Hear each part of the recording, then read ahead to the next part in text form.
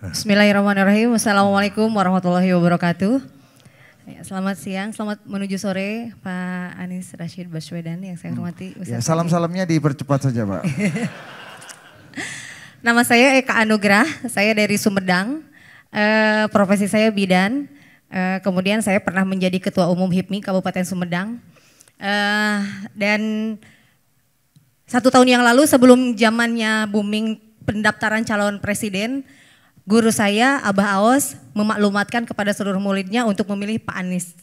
Dan waktu itu saya tidak bertanya kenapa.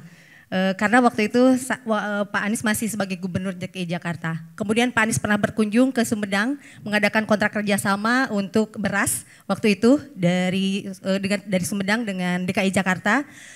Tetapi saya waktu itu masih ngefans sama Pak Ganjar, entah kenapa, mungkin karena belum ke Pak Ganjar karena waktu itu di media sosial yang sering saya lihat itu konten-konten Pak Ganjar isinya cukup menarik. Ya. Menurut kamu lebih keren Bambang Pacul apa Ganjar? Kalau sekarang lebih Oh enggak. Lanjut.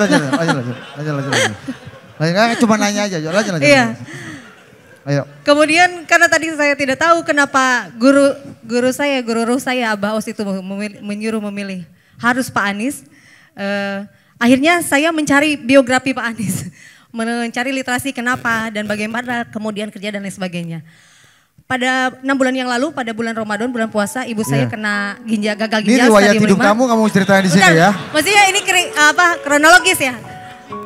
Ibu saya kena gagal ginjal stadium 5 sehingga saya memang melepaskan semua aktivitas. Hanya praktek di rumah saja. Kemudian saya juga mantan ASN, saya mengundurkan diri 2021 karena ingin mengurus ibu saya. Dan saya punya anak 3. Anak saya yang pertama Down syndrome, punya keterbatasan istimewa berkebutuhan khusus. Anak yang kedua kelas 4, anak yang 3 tahun. Dan pada waktu yang bersamaan saya juga kehilangan suami. Akhirnya tetap di rumah dan tidak sama sekali melihat media sosial. Kemudian tiba-tiba saya dipertemukan dengan salah satu tim Laskar Santri dan juga saya tetap mengaji manakib dengan Abah Aos. Pada saat itu saya diajak untuk mendukung Pak Anies. Kenapa? Alasannya tadi saya niat khidmat kepada guru dan saya menyerahkan semua aset yang berhubungan dengan ibu saya, anak saya, adik saya. Itu disumbangkan 100 mobil untuk tim pemenangan Anies kepada Laskar Santri, amin, di seluruh Jawa Barat. Dan akibatnya saya sekarang justru karena itu viral, saya tidak tahu itu viral, tapi ternyata sekarang katanya viral dan banyak yang datang ke rumah saya pada minta mobil.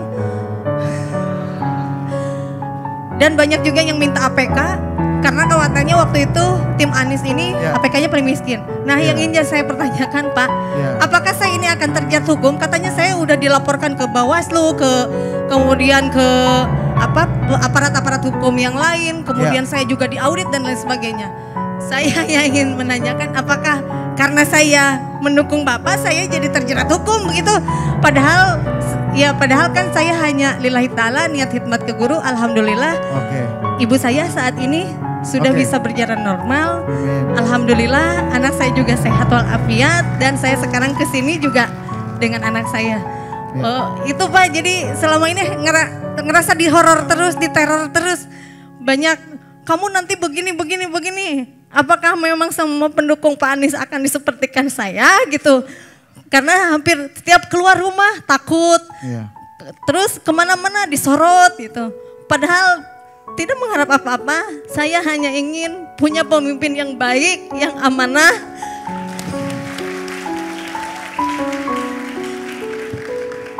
Yang juga sudah mendapatkan maklumat dari guru ruh saya bahwa Pak Anies ini ada namanya di dalam Al-Quran. Amin itu disebutkan 14 kali dan Caimin itu adalah wakil presiden ke-14 kali. Dan mudah-mudahan itu memang menjadi doa presiden 2024 adalah Pak Anies Rashid Baswedan, amin. Ya.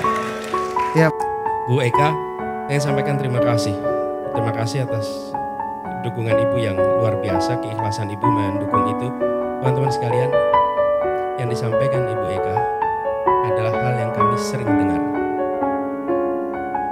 Ini bukan barang baru, bahwa